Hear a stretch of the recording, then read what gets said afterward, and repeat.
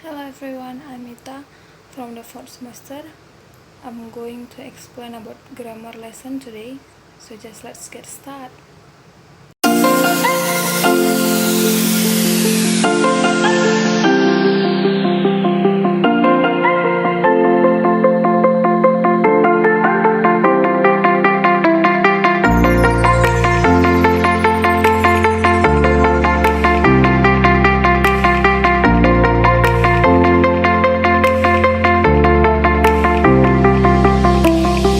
So we're talking about conditional sentences in English.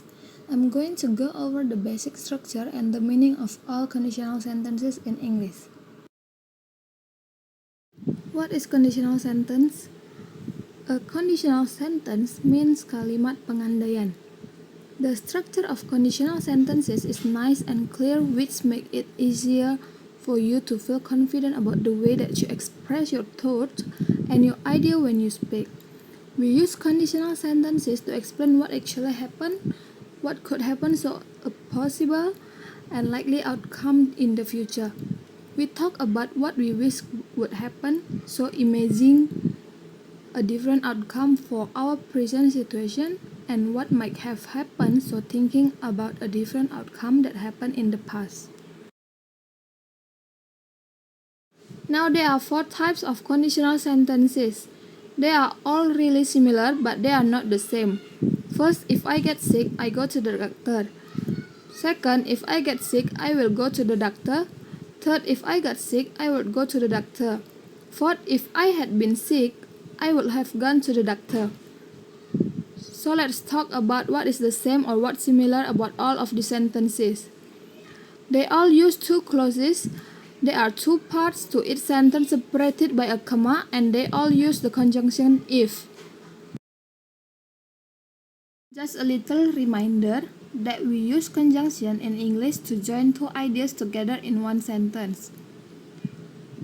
I have one dog and three cats. I like it, but I don't want it. I'll do it if you buy me a chocolate. I met her when you're not here.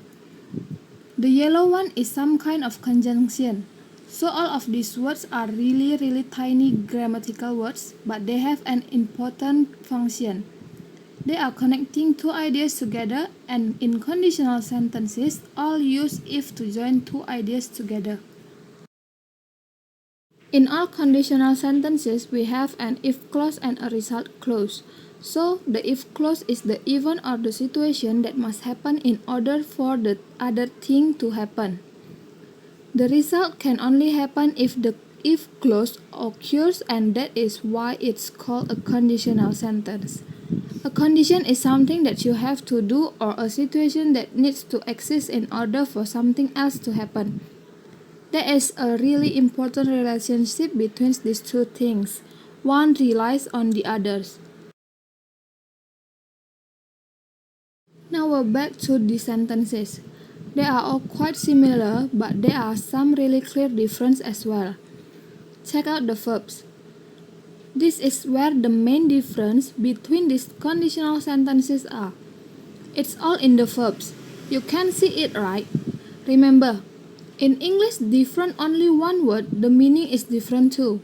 We use each type of sentence in a different situation.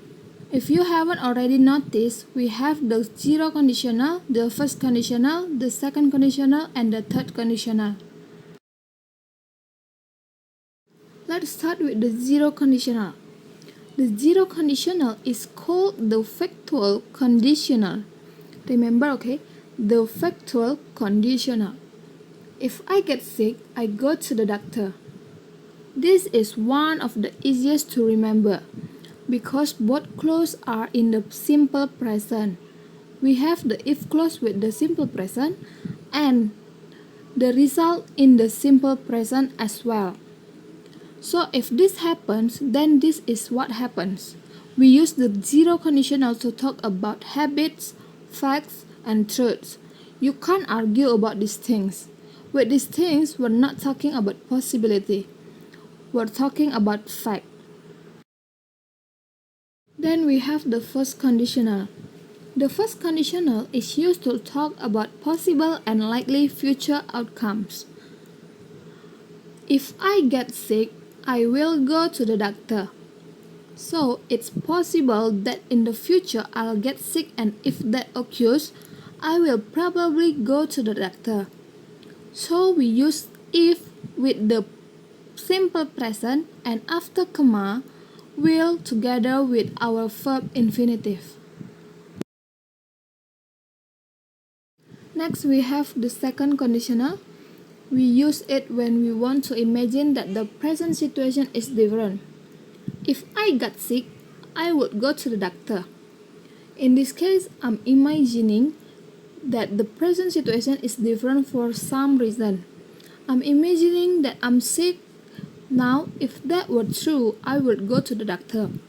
Now, am I really going to the doctor? No, because I'm not actually sick. That is unreal condition. But to express this in English, we use if with the simple past and then would and the verb infinitive in the result clause.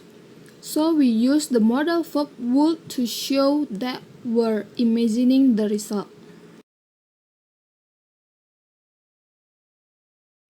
Last is the third conditional. The third conditional can be called the past unreal conditional. If I had been sick, I would have gone to the doctor. We use this structure to imagine a different past, different to the one that actually happened. We use the if clause with the past perfect and would have with the past participle or verb 3. The if clause didn't actually happen, but I'm imagining the result if the past was different. So in this situation, was I really sick?